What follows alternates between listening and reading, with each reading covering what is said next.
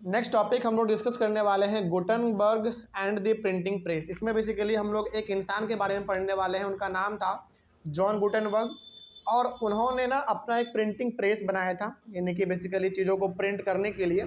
तो उनके बारे में भी हम लोग इसमें डिस्कस करने वाले हैं कि आखिर गुटनबर्ग थे कौन, उन्होंने किस तरीके से प्रिंटिंग प्रेस अपना डेवलप किया था। शुरू करते हैं, ठीक है। जैसे पिछले वाले क्लास में आपने देखा था कि पहले के लोग फ़िलहाल वुड ब्लॉक प्रिंटिंग टेक्नोलॉजी का इस्तेमाल करते थे, लेकिन हमारे पास जो सबसे पहला और उससे भी बढ़िया, वुड ब्लॉक से भी जो बढ़िया हमारे पास प्रिंटिंग आया, फर्स्ट नॉन जिसको हम लोग कहते हैं, यानी कि first non printing press in 1430 के आसपास आया था हमारा, ठीक है। और वो लेकर आने वाले का इंसान था, उनका नाम था बेसिकली जॉन गुटेनबर्ग। चलो इनके बारे में जानते हैं क्या लिखा हुआ है। जॉन, तो इसका जो सवाल है बेसिकली ऐसे बन सकता है कि right a short note on John Gutenberg and his printing press. तो इसके बारे में ऐसा आ सकता है और आता भी है कई बार, सीबीएसई के एग्जाम में कई बार पूछा गया, इसीलिए हमने इसको इस वाइज टॉपिक वाइज डिस्क्राइब कर दिया। आप इसको डिस्कस करते हैं, देखते हैं क्या लिखा हुआ है। पहला पॉइंट लिखा हुआ है कि John Gutenberg was the son of a merchant. John Gutenberg ji किसका बेटा था? एक मर्चेंट का बेटा था। मर्चेंट का मतलब होता है ट्रेडर्स, बेसिकली सामानों को खरीदना, महंगा दामों में बेचना, इस प्रकार के लोगों को हम लोग कहते हैं मर्चेंट, बेसिकली व्यापारी भी आप इसको कह सकते हैं। तो John Gutenberg was the son of a merchant, एक मर्चेंट का बेटा था। His childhood was spent on a large agricultural state. Basically इनका जो पूरा बचपन है वो खेती बाड़ी में ही बीत गया है। लार्ज एग्रीकल्चरल स्टेट का सिंपल सा मतलब आप ये समझो कि इन्होंने बचपन अपना जो है पूरे खेती बाड़ी में ही बिताया है अपना, ठीक है। आगे बढ़ते हैं।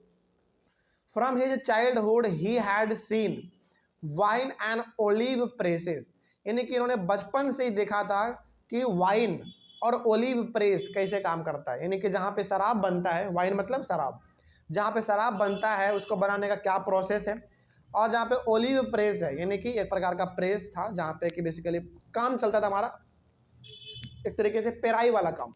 ये पेराई का मतलब आप इसको ऐसे समझो, जैसे पहले के ज़माने में क्या होता था ना कि जैसे हम लोग तेल आज निकालते हैं नारियल का, अब तो मशीन में हम लोग उसको पेर लेते हैं, लेकिन पहले ना हाथों से करना पड़ता था, उसको घुमाना पड़ता था, फिर नारियल जाके टुकड़ा होता था, फिर उससे तेल हमारा निकलता था। तो ये वही चीज़ था। लेकिन अब क्या है, अब आपके यहाँ पे जो तेल आता है वो हाथों से नहीं बनता है बल्कि मशीनों से बन के आता है। लेकिन पहले जो तेल निकाला जाता था वो हाथों से निकाला जाता था, पेरा जाता था बेसिकली उसको। तो बचपन से इन्होंने देखा था कि शराब किस तरीके से बनता है और ओलिव प्रेस काम कैसे करता है, यानी कि जहाँ पे तेल बनता है हमारा वो किस तरीके से काम करता है, इन्होंने देखा था। He learned the art of polishing stones, और इन्होंने अपना एक और नया चीज़ सीखा था कि स्टोन को कैसे पॉलिश करना है, बेसिकली पत्थरों को कैसे चमकाना है, ये भी इन्होंने सीख लिया था। He became a master gold Smith, और ये बहुत अच्छा गोल्ड स्मिथ भी था, यानी कि बहुत अच्छा इनको आर्टिकल बनाने आते थे ज्वेलरी वाले। गोल्ड स्मिथ का मतलब क्या होता है? सोनार, जो कि ज्वेलरी ऐसा बनाते हैं। तो इनको बहुत अच्छा नॉलेज इस चीज़ का भी था। आगे ये सब जो बेसिकली आप पढ़ रहे हैं ना, इन्हीं सब चीज़ों से इनको आइडिया मिलता है एक नए प्रिंटिंग प्रेस बनाने का, ठीक है। आगे बढ़ते हैं, क्या लिखा हुआ है। Also he acquired the expertise to create lead mould used for making trinkets. Trinket का मतलब क्या होता है? A small item of jewellery that is cheap और ऑफ लोअर क्वालिटी। अच्छा, आपने इसको ऐसे देखा होगा आपने कि मार्केट में कुछ रिंग, नेकलेस ऐसे दिखते हैं जो कि लगता पूरा एकदम सोने का है, लेकिन एक्चुअली वो सोना होता नहीं है, वो बहुत ही सस्ता होता है। तो वो बनाने का जो कला था इनके पास था, बेसिकली चीज़ों को पिघला के उसको मोल्ड करके कैसे बनाया जाए एक सस्ता आभूषण जो कि दिखने में लगेगा एकदम बढ़िया के जैसा, नए के जैसा, एकदम प्योर लगेगा, शुद्ध लगेगा, लेकिन उसका दाम बहुत ही कम रहता है। तो ये सारा कला इनके पास था, यानी कि चीज़ों को पिघला के कैसे उसको नया रूप दिया जाता है, कैसे उसका स्ट्रक्चर तैयार किया जाता है, इस सब आइडिया इनको मिल चुका था, क्योंकि ये गोल्ड स्मिथ भी रह चुके थे, इनको ज्वेलरी बनाने का पूरा नॉलेज था। आगे बढ़ते हैं। The olive press became the base model for the printing press and and mold were used for casting the metal types for the letters of the alphabet।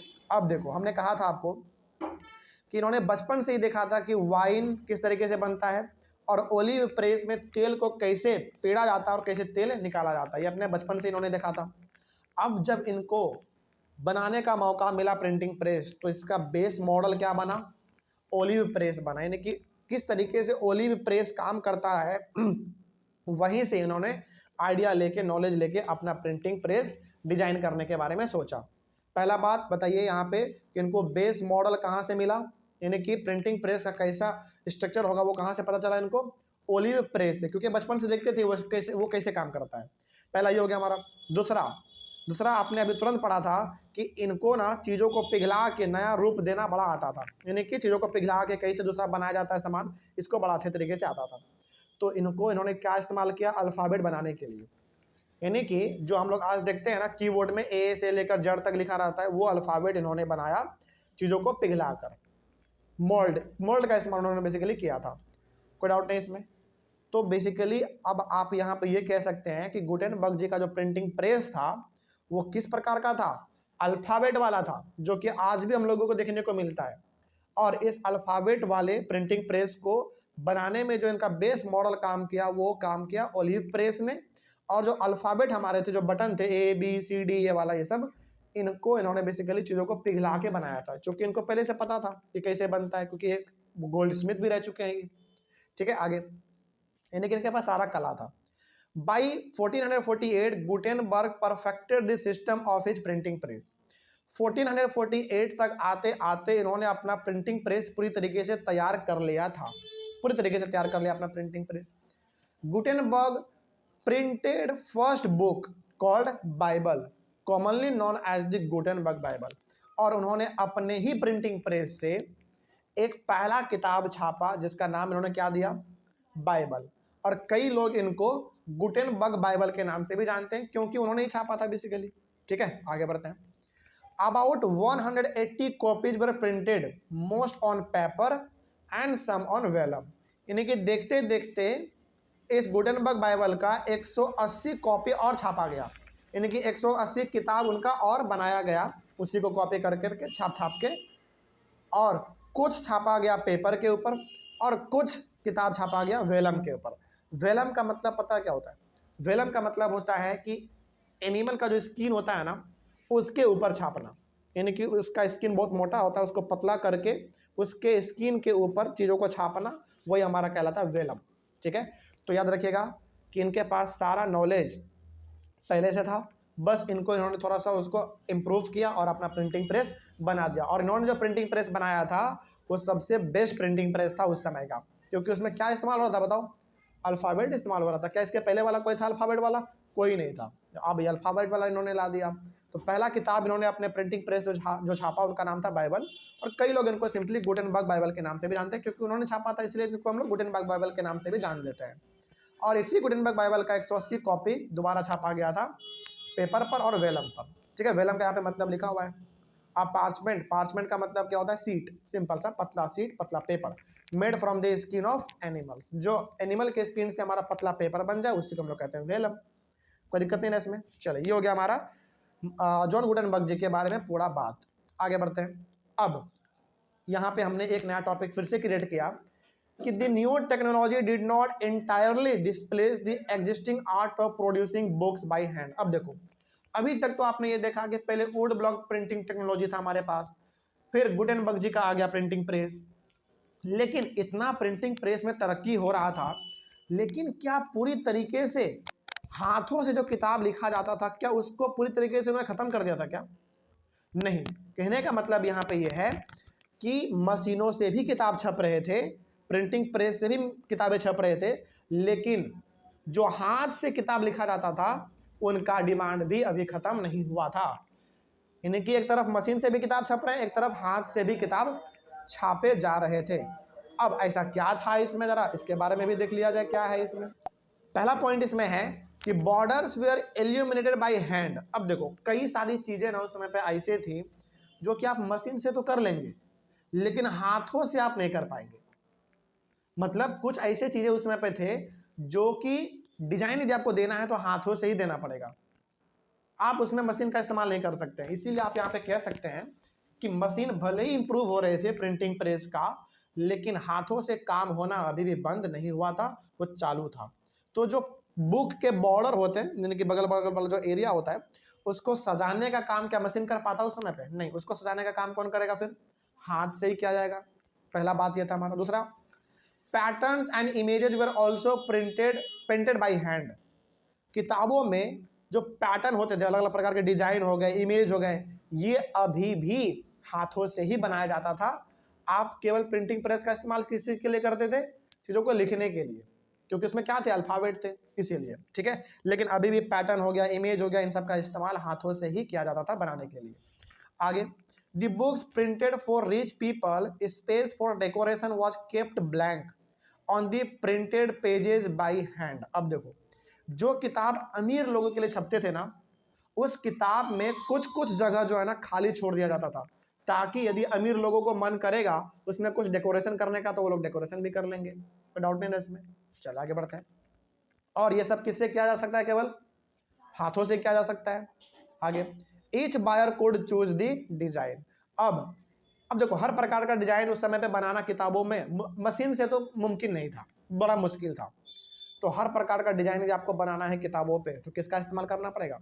हाथ का इस्तेमाल करना पड़ेगा। इस 4 पॉइंट के मदद से आप ये बोल सकते हैं कि उस समय पर हाथ का इस्तेमाल प्रिंटिंग करने के लिए, यानी कि बेसिकली पेंटिंग बनाने के लिए कंप्लीटली खत्म नहीं हुआ था, चालू था हमारा। ठीक है, आगे। तो यदि आपसे कोई पूछे कि बताओ नया प्रिंटिंग प्रेस आने की वजह से क्या हाथ का काम पूरा बंद हो गया था? बिल्कुल भी नहीं, वो भी चल रहा था हमारा, क्योंकि कुछ ऐसे काम थे जो कि केवल हाथों से ही किए जा सकते थे, मशीन का उसमें इस्तेमाल नहीं करना पड़ता। ये 4 पॉइंट आप लिख सकते हैं, बड़ा इंपॉर्टेंट है।